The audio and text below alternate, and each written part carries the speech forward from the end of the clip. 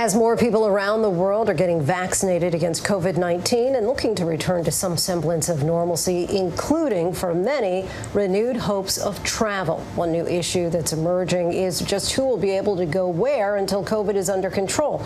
So could a vaccine passport become the new normal? ABC's Bob Woodruff takes a look in this week's Vaccine Watch.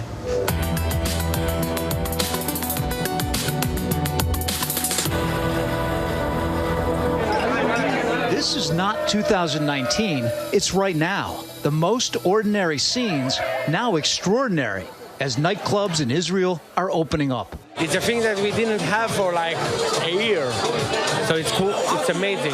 You can look how much I'm shining and happy just to sit up in the bar. And not just nightclubs and bars, restaurants, cafes, and even concerts are requiring these QR codes to get in. Proof that you have been vaccinated for COVID-19. It's called a green pass.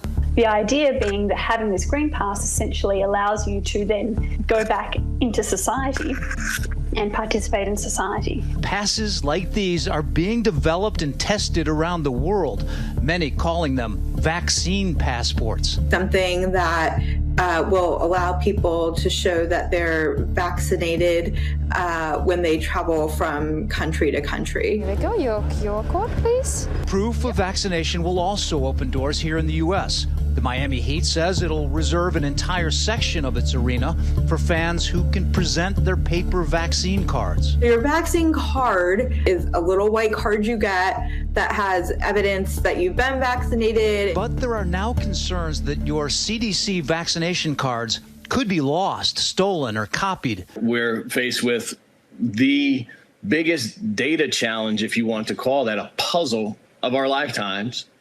And it's based on trust. Trust, powered by technology. Companies like IBM are working to streamline vaccine passports here in the U.S. What exactly is your digital health pass doing? And we're providing a trusted platform in order to say, yes, I've been tested negative, or I've received the vaccine and I'm ready to go forward. These passports will not only show your vaccine status, but if required, your COVID test results. And IBM is already starting pilot programs in major U.S. cities.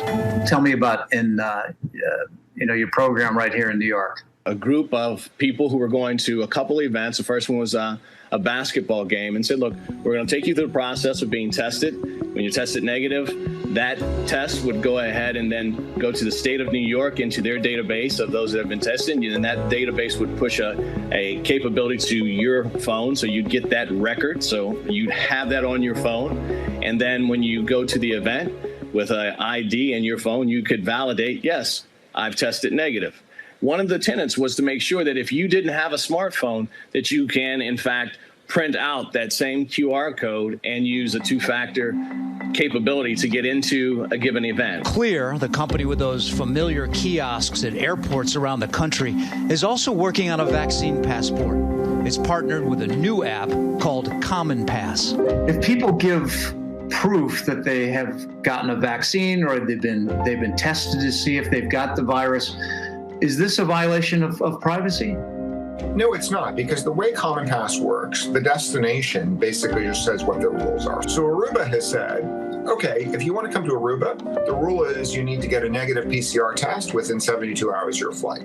So what passengers do is they go to one of our trusted testing partners, they get tested, they share that test result with Common Pass. Common Pass automatically looks at that test result, compares it to Aruba's rules, and says, green light, you're good to go. The only thing that Aruba gets, or the airline gets, is Paul is good to go to travel to Aruba. That's the only thing that's actually conveyed.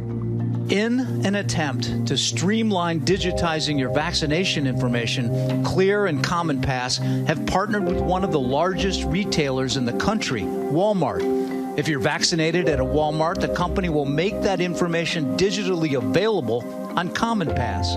But the idea of vaccine passports raises other issues. So much about this pandemic has not been equitable and has not been fair.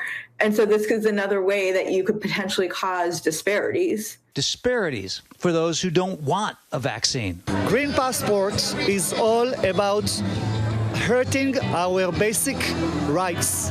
And for those without access to one. Because it's not yet approved for them or because it's not yet available to them. We're telling people that the vaccine isn't mandatory, but then if you're using these types of things, you're essentially making it mandatory. Another hurdle, which vaccines will be accepted for international travel.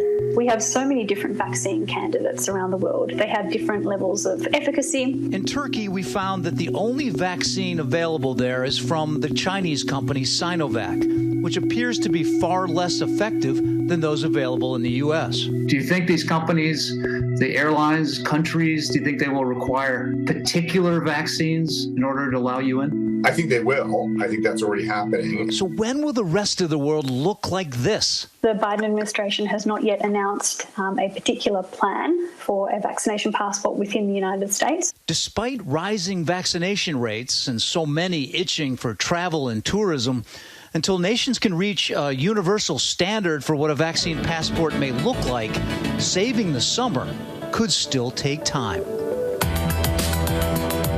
This is Bob Woodruff, tracking the vaccine. Hi, everyone. George Stephanopoulos here. Thanks for checking out the ABC News YouTube channel. If you'd like to get more videos, show highlights, and watch live event coverage, click on the right over here to subscribe to our channel. And don't forget to download the ABC News app for breaking news alerts. Thanks for watching.